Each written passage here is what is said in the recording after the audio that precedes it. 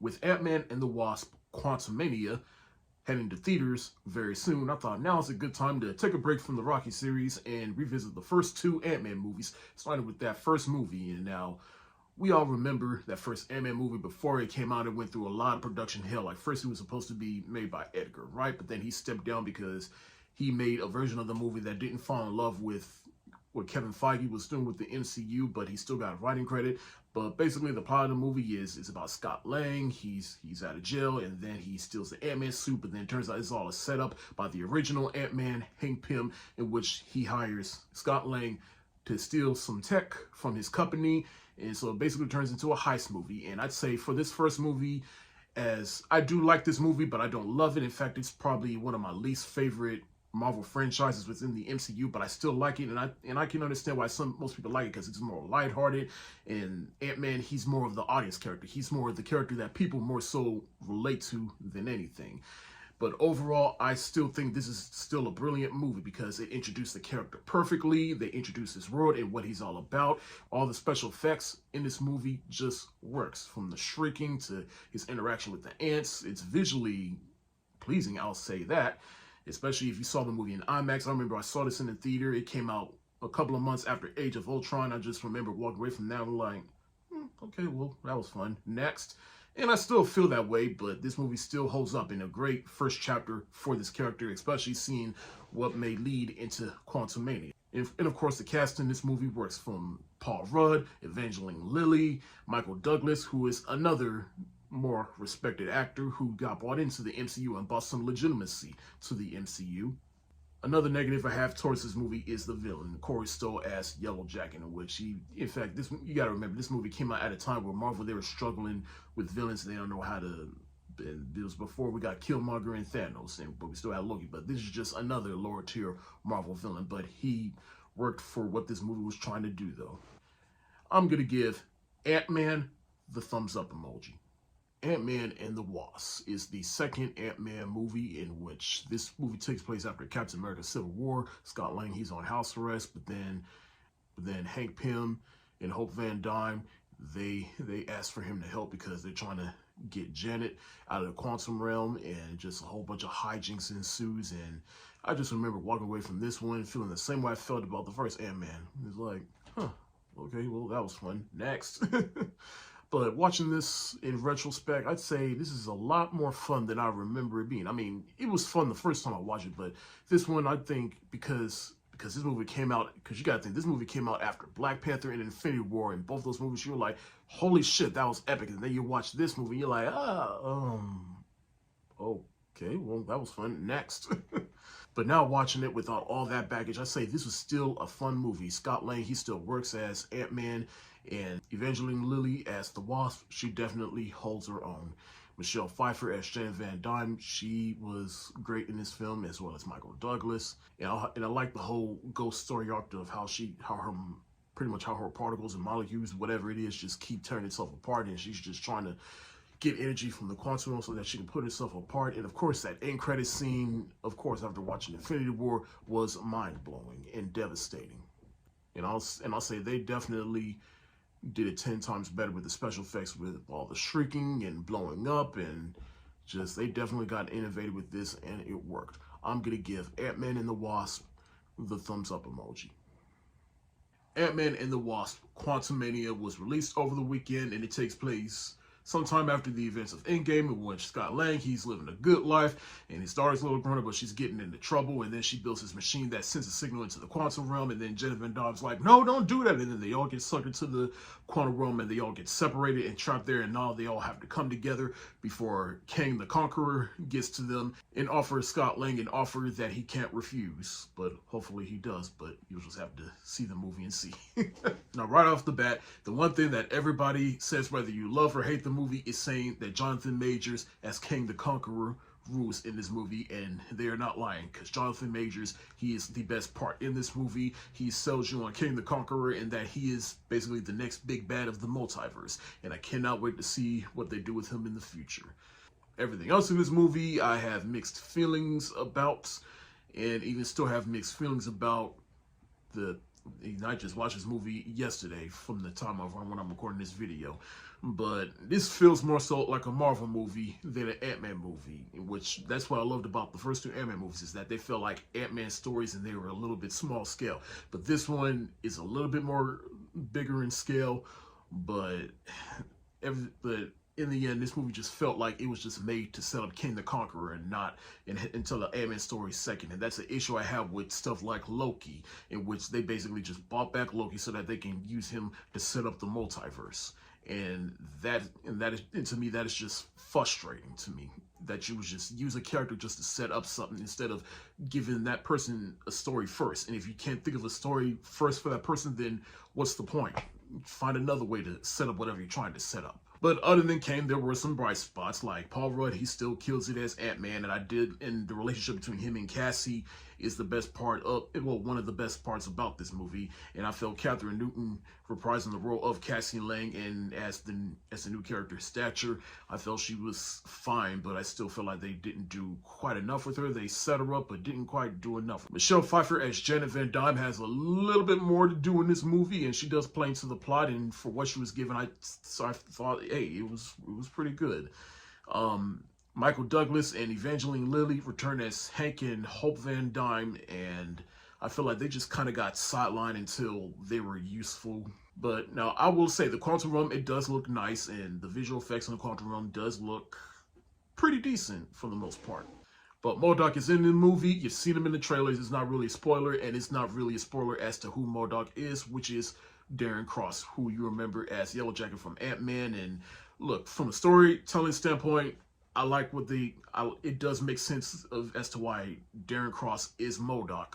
But as for MODOK as a character from comic book lore, I wasn't sure if this was the right way to utilize him in the Marvel Cinematic Universe. In general, I feel like I'm just at a point where I don't even get excited for a Marvel movie no more. I mean, I'll still show out for a Marvel movie because I'm a Marvel fan, but I'm just not excited. And I really just hope Marvel gets their shit together. And if you watch the video I did with Dave the Pessimist about what Marvel can do to improve, check that out. And thank God Kevin Feige, he's cutting back, which was one of the rules. But right now, I just feel like Marvel, to me, this felt like a Phase 5 movie with Phase 4 syndrome. And I think at this point, Marvel just expects their audience to just be like, don't ask questions, just consume product and then get excited for next product. Aside from some good things here and there and some bad here and there, I'm just going to give Ant-Man and the Wasp: Quantumania the shoulder shrug emoji. There's this movie that came out on Amazon over the weekend called Somebody I Used to Know, which stars Alison Brie, Jay Ellis, Kiersey Clemens, and Danny Pudi. Yeah, a Community reunion between Alison Brie and Danny Pudi. But anyways, she goes back to her hometown to visit her parents, and then she meets her ex-boyfriend who's getting married, and then she spends the whole weekend trying to sabotage it just so she can get back with him. But then it turns out that the bride is actually a cool person, and then she makes some revelations about her previous relationship with her fiance. And just, it's one of those movies you gotta watch, because this movie definitely subverted my expectations. This movie is directed by Dave Franco, Alison Brie's own husband. They wrote this movie during COVID, and yeah, they definitely put their heart into this one. But this is probably one of my favorite rom-coms of the past couple of years, because it subverted my expectations with this conclusion. I really like this, and I'm gonna give Somebody I Used to Know the hard eyes emoji. Puss in Boots is the sequel to the Shrek spinoff of the same name, in which Antonio Banderas, he reprises the role of Puss in Boots, in which the character has to deal with his mortality when he is down to his last of his 9 lives. And so he hears about this tale about the last wish, and so he embarks on this journey to get to that last wish so that he can restore his other 8 lives. Now, this is yet another movie from 2022 that I am late to the party on, and this is probably making it into my favorite animated movies of that year. But I kind of skipped on this movie because, one, like, I liked the first Puss in Boots, but I wasn't too huge of a fan of it. And so when I heard that they came up with a sequel to this, I was like, really? I mean, before we go back to the Shrek universe, we're gonna go back to this character, which in theory actually does make sense, because it's like, okay, let's get people reacquainted with the Shrek franchise by giving Puss in Boots another movie. And sure enough, they did. And once I saw the trailer about the last wish and how he's losing his lives, I was like, This is a clever premise, and I finally saw it. I fell in love with the animation. Antonio Banderas, he still kicks ass as a character. Salma Hayek returns as her character from the first movie, as well as some other characters. And I especially love what they did with Goldilocks and the Three Bears in the movie. I won't spoil it, but you just have to watch it for yourself if you haven't seen it by now. But this just reinvigorates my loving for the Shrek franchise, which, me being a child of the 90s and the early 2000s, I do like the Shrek franchise. And what I love about the Shrek franchises is their cool and interesting takes on classic fairy tales. And this movie is definitely follows up to that. I was very delighted by how much I enjoyed this movie, so I'm going to give Puss in Boots: The Last Wish the heart eyes emoji. Now I thought it's a good time to start revisiting the Mission Impossible series once a month with one movie at a time, starting with the movie that started it all, with the first Mission Impossible that came out in 1996, and of course stars Tom Cruise, Jon Voight, Ving Rhames, and whoever this Amelia Clark lookalike is. But yeah, like, this is probably the second time in my life I watched this movie, because I picked the series up from the fourth movie and on forward. I did not watch the first three movies until much later in life, in which this is my second time watching the first one. And I'd say this first movie may not be my favorite, it may not be the best one, but it's still the perfect intro for the Mission Impossible. You gotta think, this movie came out at a time when Hollywood was starting to remake classic TV shows such as Mission Impossible. And I remember when I watched the intro in this movie, it was like I was watching the original show. And yeah, some of the special effects and the visual effects don't really hold up, but it's part of the 90s. And I'd say even by 1996 standards, it still holds up. And Tom Cruise, he was made for this role. This is definitely his franchise. And plus, I just like the whole vibe of this movie. I just like how simpler it is, but it's still action-packed enough. And it would only get even better from there. I'm going to give Mission Impossible the thumbs up emoji. On Valentine's Day, I revisited a movie that I remember my family had on VHS back in the day for some reason, but that is How to Lose a Guy in 10 Days, which is it stars Kate Hudson and Matthew McConaughey. And Kate Hudson, she works for a magazine company where she has to write an article in which she's tasked with trying to lose a guy in 10 days. Or on the other hand, Matthew McConaughey works in advertisement, and in order to basically get a promotion, he has to prove that he can make any woman fall in love with him. And so those two characters meet, and of course they have their own intentions, but the one thing they did not expect was falling in love with each other. Now, again, I remember I had this on VHS tape back in the day, and I remember liking it, but as I've seen more rom-coms, I've seen better, and I've seen more rom-coms that are just shitty. But this one, maybe it's a nostalgia factor, but I do think this movie was still charming and funny 20 years later. In fact, that's the whole reason why I'm watching this movie, because it celebrated its 20th anniversary back in January, really. I'd say the only negatives I have towards this movie is that, hey, it's still your typical rom-com, so there's going to be some generic moments, and especially at the end where they just wrap things up quickly and they all come together, and you just have that shot where they kiss for the final time and the camera zooms out while they're on the bridge.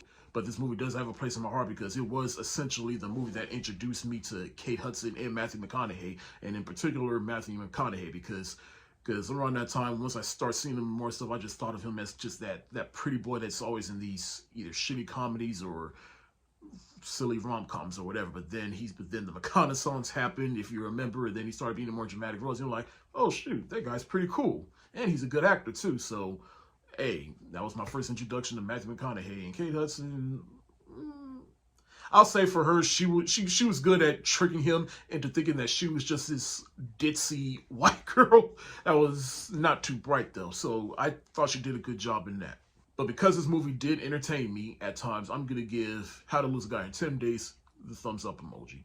Daredevil is now celebrating its 20th anniversary. And I remember when this came out, and this came out like a few months after Spider-Man, and this came out during the time when superhero movies was really starting to come to the forefront in cinema. And I was just looking for anything, just any superhero movie that introduced any other character. And here we got Daredevil, and this was my introduction to Daredevil as a character. It was this movie. It stars Ben Affleck, Jennifer Garner, Michael Clark Duncan, rest in peace, Colin Farrell, and it's about Matt Murdock, who is the blind lawyer from Hell's Kitchen, but at night he is the Daredevil seeking justice. And this was like the perfect intro to me because we are introduced to all these characters. And of course, I already knew about the Kingpin, but I didn't know he was a Daredevil character. But the legacy this movie has is a bit polarizing. Some people like it, some people don't like it. Some people like it for how dark and edgy it is, and some people don't like it for how dark and edgy it is. And it does get a little silly at times. This movie is definitely a product of the early 2000s. And the version of this movie that I did watch was the director's cut, which I know the theatrical cut by heart. And the director's cut has more of an emphasis on Matt Murdock doing more lawyer stuff. It has Coolio in it, rest in peace. But I think I prefer the original cut because it has better pacing. But the director's cut is a better movie in some ways. And I always have a spot in my heart for this movie because of its legacy. In fact, if it wasn't for this movie, the makers of the Daredevil TV series on Netflix, which is now on Disney Plus, they probably saw this and said, okay, we just can't do that. And then we got Elektra. And that's pretty probably like, okay, so just don't do that. And then they finally got it right with the Netflix TV show. But regardless of all that, I'm going to give Daredevil the thumbs up emoji. Continuing my Transformers marathon with Transformers Revenge of the Fallen, which is considered the worst of the franchise, or at least one of the worst. We'll get to the other worst ones later, but for a long time, this was considered the worst, and for a number of reasons. And yeah, I don't even know how to explain the plot of this movie. I mean, 1 minute, you got the Decepticons still on Earth, hunting down Autobots and trying to get the Allspark so that they can create this moon that I don't know what it does. And then you got Sam Witwicky, played once again by Shia LaBeouf. He's going to college, and then he has a shrapnel of the Allspark, and it gives him information on how to find the Allspark or whatever. And then you got those annoying ass parents. There's a bit more of them around this time around, and then you got Megan Fox being over sexualized. Thank you, Michael Bay, but not really. Then you got SpongeBob himself, Tom Kenny, voicing mud-flapping skits, or as I like to call them, the Negro bots. You get more of that Michael Bay humor that's just really just not funny. Like, we get shots of a dog humping another dog, and you're just sitting there like, it's not funny. There's a lot of plot holes and plot inconsistencies. Like, this whole movie really just doesn't make sense. Like, I'm serious. Like, I really thought about, all right, how do I explain the plot? And I'm just struggling how to explain it. But overall, I mean, it's a fun movie. That's all I can really say. I remember when this movie came out. It came out in June 25th, 2009. It's the same week Michael Jackson passed away. Yeah, imagine that. Michael Jackson went to go see this movie and then died the next day. Revenge of the Fallen killed Michael Jackson. But yeah, like I said, the plot doesn't make any sense when you stop to think about it for more than 30 seconds. Nothing in this movie really makes sense. The only thing I'll give this movie is it's just a fun, dumb action movie like the rest of the Transformers movies. But for someone like me that's just looking for just a little bit more than that, than just a fun, turn your brain off movie, I got nothing. I felt like Michael Bay when he was on stage and tried to go off script, and he just, yeah. Like I said, and the only reason I'm not considering this the worst Transformers movie is because this movie is a product of the writer's strike from the mid-2000s. So this movie had nowhere to go but down. So this movie was just doomed to fail from the start. So that's something. I mean, hey, I'm sorry. I'm looking for something to hook onto this movie, but I need something other than it's a fun movie. So, I mean, again, I won't give it my worst ratings because, again, it is a product of the writer's strike from the mid-2000s, so I'll give it a pass on that, but I'm still going to give it a thumbs down emoji. It's time to stop! It's time to stop, okay? No more! Where the fuck are your parents? Who are your parents? I'm gonna call Child Protective Services. It's time to stop! A Good Day to Die Hard is without a doubt the worst of the series. And the plot is John McClane, he goes to Russia to save his son, who's also an FBI agent, and yeah, just a bunch of nonsense action, nonsense dialogue. John McClane isn't even the same John McClane he was, which plays into like, that just proves why this movie shouldn't exist, because John McClane is not the same John McClane. Hell, I think this is probably the second time in my life that I watched this movie and I fell asleep. And I'm not even mad that I fell asleep because automatically I just knew what this movie was. It's just a movie that was made just to make money and try to capitalize off the Die Hard name, and definitely killed the franchise and killed any chances of there ever being salvaged. And Bruce Willis, well, given what I know now about Bruce Willis, I don't blame him. But at the time, Bruce Willis, he was checked out of this movie, and of course, this was at a time when Hollywood was trying to make Jai Courtney happen, and Hollywood stopped trying to make Jai Courtney happen. He's not going to happen. This is just the worst. I give A Good Day to Die Hard the angry face emoji. This is not his best album. This one slept on, but it's not the best. If you think this is his best album, then I don't even know what to tell you. This would have been his best album if he ain't dropped this masterpiece right here. Well, it's Black History Month, so there's a couple of movies this month that I plan on watching for the first time, particularly black movies that I've never seen for the first time. But I don't know yet because I'm kind of going through some things right now, so I may not get to all of them, but I knew I had to get to this one. It's a movie that my boy Zudi of Processing Greatness asked me to watch because it's his favorite movie of all time, and I've never seen it, but I promised him, and that is The Meteor Man, which is made by Robert Townsend, and a lot of people say the first black superhero movie, in which they are right. And most people would say that movies like Meteor Man and Blake Man walked so that movies like Blade and Black Panther could run. And while they're not wrong, this still is not a perfect movie. In fact, there's a reason this movie got the negative rep that it has, and I do recognize those flaws, but watching it for the first time, I say it wasn't as bad as everybody makes it out to be. In fact, I see some potential here, and I see what Robert Townsend was trying to do, and I'll say the same thing about this movie that I said about Blank Man. It's a movie with pure intentions, but in execution that just could have been better. But I will say I do prefer this movie over Blank Man, and as far as Robert Townsend goes, I say he was good. He was fine in the role, and I do see what he was trying to do, because you got to think this movie came out at a time when all we have for superhero movies was Batman and Superman, and Robert Townsend damn sure ain't no Tim Burton, so all he had to go by was the Christopher Reeve Superman movies, and so that's the tone that he approached with this movie. And of course, this movie came out during the early 90s, and at that point, we were a little over that tone that was established in the 70s Superman movies. So, but overall, hey, if you like this movie, hey, more power to you. I'm glad that you like this movie, and if you have a nostalgic attachment to this movie, I'm glad for you. I'm just saying, this movie is not perfect, but I still see how I still see the impact this movie has, is what I'm trying to say.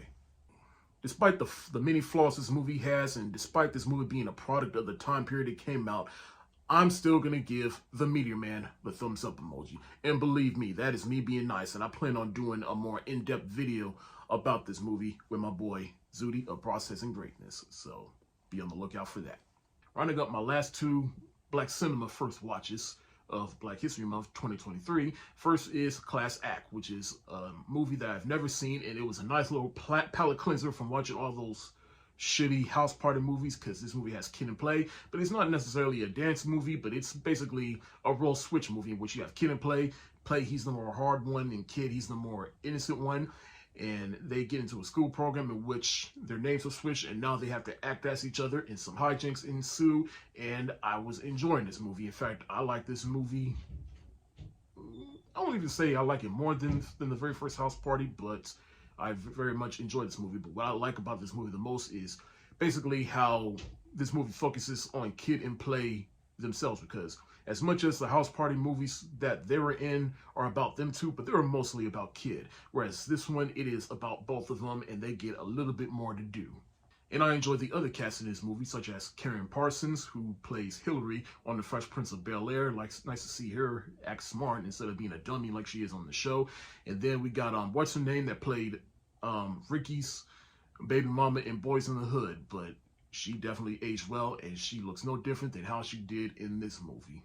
God, that is a beautiful woman. If I have any criticisms about this movie, it's basically just the fact that it's a plot that's been done dozens of times and done millions of other ways. So it has that going for it, but it's the people that's in this movie that makes this journey worthwhile. So I'm going to give Class Act the thumbs up emoji. The last of my Black History Month first time watches is CB4, in which I kind of went into this movie cold, but I always heard about this movie. I just knew about the poster, and it has Chris Rock in it, and Chris Rock on the poster kind of looks like Eazy-E and Straight Outta Compton. But I did not expect this movie to basically be a satire documentary about rappers, and this movie just worked on so many levels. This movie made me appreciate Chris Rock as a creative individual more. Not that I never did, but it's just this movie kind of makes me understand him, and it definitely works with the type of humor that Chris Rock has. This movie is just so brilliant. It's about these three kids that form a false rap group under the name of a felon, played by Charlie Murphy. The black talent in this movie and some of the cameos in this movie is just mind-blowing. But of course, the standouts are Chris Rock, Alan Payne from House of Pain, and Candy Alexander, aka Maya Pope from Scandal. Woo, that is a beautiful woman. My only criticism about this movie is that it does kind of teeter out at the end of the movie. But other than that, I enjoyed this movie. I was laughing my ass off at this movie. This was hilarious. I don't know how I managed to not see this movie up until now, but I'm glad I did. I'm going to give CB4 the hard eyes emoji. And until next time. I'm black, y'all, and I'm black, y'all, and I'm blacker than black, and I'm black, y'all, and I'm black, y'all, and I'm black, y'all, and I'm blacker than black, and I'm black, y'all. Another Black History Month pick for me is Summer of Soul, which I am late to the party watching for a number of reasons. But Summer of Soul, or How the Revolution Could Not Be Televised, is basically like a found footage movie in which you have this footage of this concert that took place in Harlem, New York in the summer of 1969, the same year as Woodstock.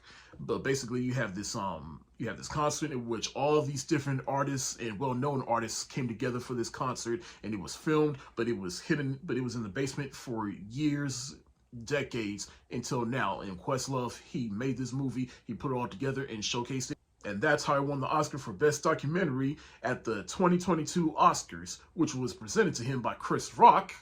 And that whole moment got overshadowed by the Will Smith slap. Oh, wow. So I'll admit that's one of the reasons why I kind of put off watching this movie for a long time, aside from me watching other things in my life, getting busy at times.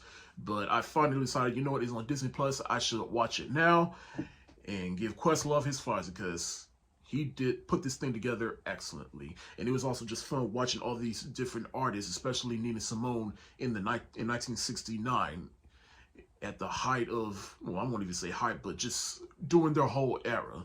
The biggest thing I love about this movie is that it's basically a time capsule in which you have this event that was filmed in 1969, and then no one wouldn't pick it up until now. And to me, that just baffles me that it was hidden somewhere for so long until somebody found it. And I also love how they explain how this concert was just put together after everything that had gone on during the 1960s. They needed something to lift the people up, and so they brought this together. And they even filmed some of the attendees from that concert, and particularly this one attendee you meet at the beginning, and then you see him at the end, and he just explains like how I remember it, but now seeing it on camera, it just feels real, and he just getting teary-eyed just watching it, and I felt that. So I'm gonna give Summer of Soul the hands up emoji because it is a masterpiece. Now that I'm done with Ant-Man and Creed 3 coming slowly but surely around the corner, I thought now is a good time to go back to the Rocky universe with Rocky 5, which is the lesser of the franchises, everybody says, and I agree with them. But upon multiple rewatches, I say it still has its merits. But the plot of this movie is basically Rocky. It takes place after Rocky 4, and Rocky loses all his money, and so he moves back to Philly, and then he meets a young protege in Tommy Gunn and tries to train him. But then that interferes with his family life, and then of course he starts to lose sight of what's important to him. And then meanwhile, Tommy Gunn, he starts to go astray. And now what I like, I will say this, for as many negatives, there are some good positives. Like, I like how this movie they brought John G. Avildsen back, who directed the first Rocky, and he wanted to bring the series back to basics. He wants to bring the series back to its roots, which is why they're in Philly. And there's multiple callbacks to that original film. Whether it work or not, that's on you. I'd also like the relationship between Rocky and his son, which is Sylvester Stallone's actual son, Sage Stallone, who sadly passed away some years ago. Rest in peace. But then this was also kind of the blueprint for Rocky stepping into the trainer side of things, which would eventually get perfected in the Creed franchise. But it all started here when he was training Tommy Gunn, who was played by real-life boxer Tommy Morrison, who also sadly passed away years ago. Rest in peace. But the things that didn't work for me in this movie was just it was edited weird at times. The music, the 90s hip hop music, it kind of got overwhelming at times, and especially since the music in Rocky 4 got overwhelming with this 80s music, and there is no tie into any of the original music from the Rocky franchise. As silly as Rocky 3 got, it at least brought back Gonna Fly Now and some other Rocky cues, whereas Rocky 4 and 5, they don't bring them at all, and if they do, they bring in a variation of it that just really doesn't work and is not as impactful. And I don't know, maybe it's a big negative for me. Maybe it's just a nitpick. It worked for you, but hey, there are some story inconsistencies, like how Rocky's son was a little boy in the 4th movie, and then cut to this movie, which takes place directly after Rocky 5.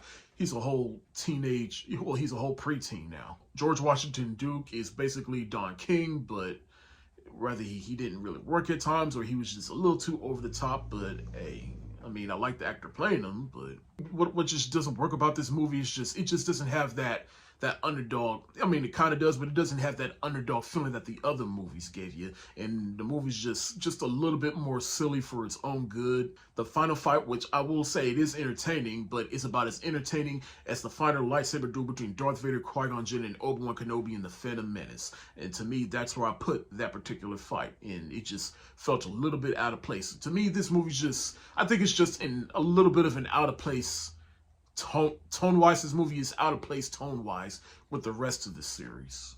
And that's kind of my negative for Rocky 4 in a sense. But I will say this movie is still important to the series because it is a stepping stone to where we see Rocky in the next movie and where the Creed movies go. I will be fair and give Rocky 5 the shoulder shrug emoji.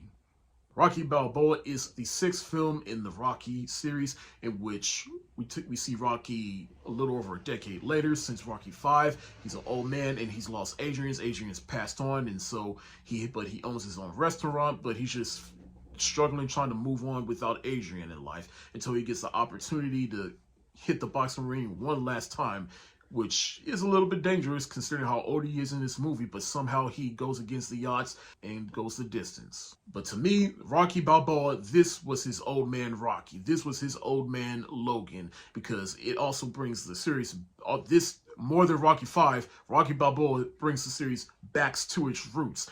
And there's even some nostalgic moments that don't even overtake the movie. It's used effectively, it's used sparingly, and it even plays into Rocky's state in this movie. And the absence of Adrian definitely plays into that. And even though there are some nostalgic things in this movie, it also focuses on telling a good story first. And that is focused on Rocky Balboa, and that's what I love about this movie, is that it's basically a character study. And even some returning characters return in this movie, such as Burt Young as Paulie. Sage Stallone doesn't return as Rocky's son, but instead we get a young Milo Ventimiglia of This Is Us fame as Rocky's son.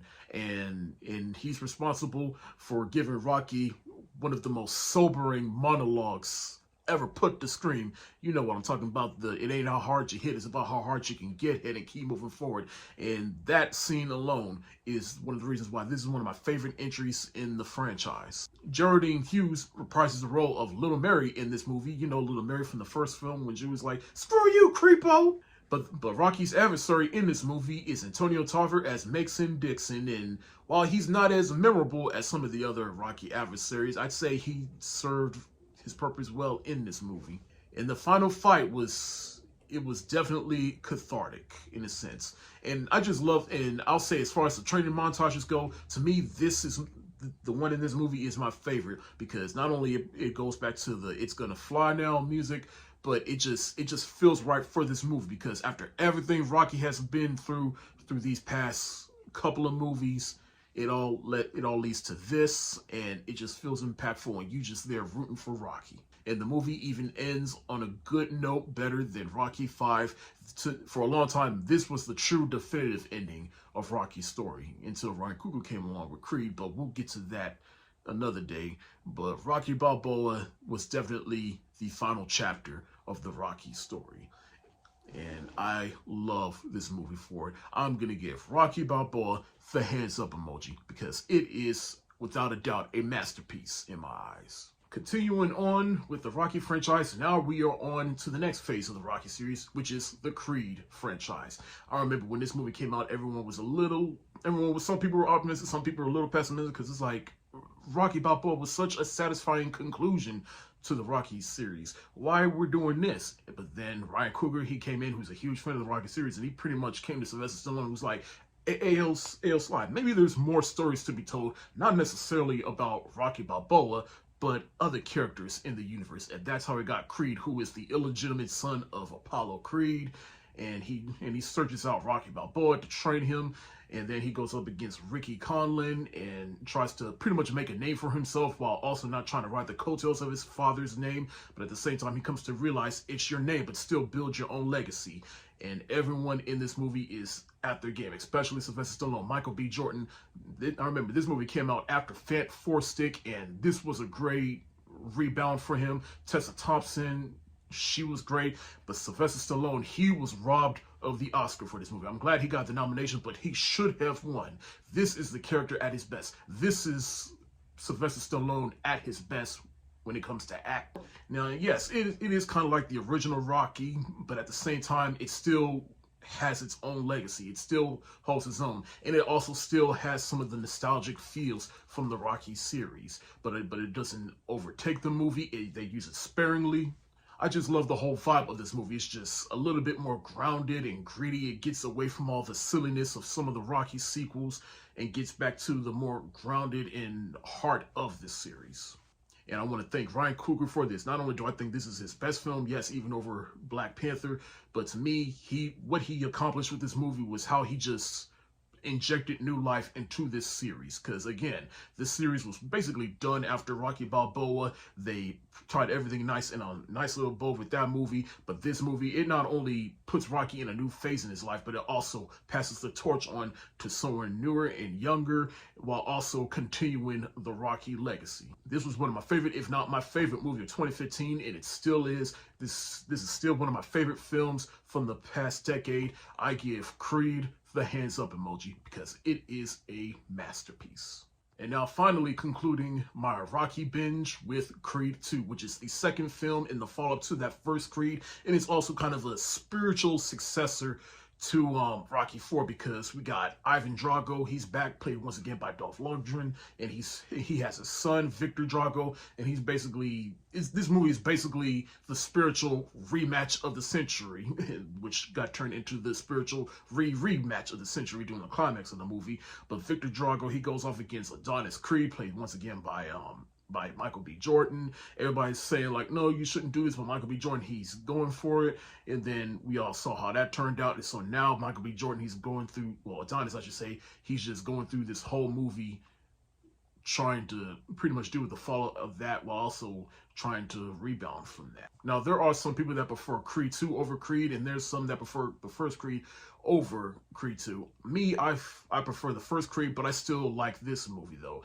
But I think this movie's just basically just like the Rocky sequels, where it's like that first movie was just a good film, where the other movies were basically like fun blockbusters. And that's not an insult to Creed 2, but grounded and grittiness of the movie is still there, but at the same time, you feel it more so in the first film. But still, Creed 2 is still a fun movie and not only a great companion piece to the first movie, but also a great successor to Rocky 4. And let's be real, the only reason people prefer Creed 2 over the first Creed is because those people have Rocky 4 as their favorite Rocky sequel. And, you know, I don't blame them, but at the same time, it's like, it just has that nostalgia going for it. And it does work in the movie, and the nostalgia, again, it's in the movie, but it doesn't overtake the movie. They use it sparingly, and it adds to the story. And it is a great conclusion to the Drago story, if I must say, if they don't plan on doing anything else with these characters soon. And another reason why I kind of have this down is because it's not directed by Ryan Coogler. Instead, it's directed by Stephen Cable Jr., who, again, did a good job in this movie. He did a great job with this follow-up to the first Creed. It's just, I feel like Ryan Coogler, that was just lightning in a bottle with that first movie. And he just added something that just could not be replicated, or at least replicated to perfection. But Stephen Cable Jr., he did a great job, and I can't wait to see what he does with the new Transformers movie. Ironically enough, I'm watching the Transformers series right now. I'm gonna give Creed 2 the hard eyes emoji.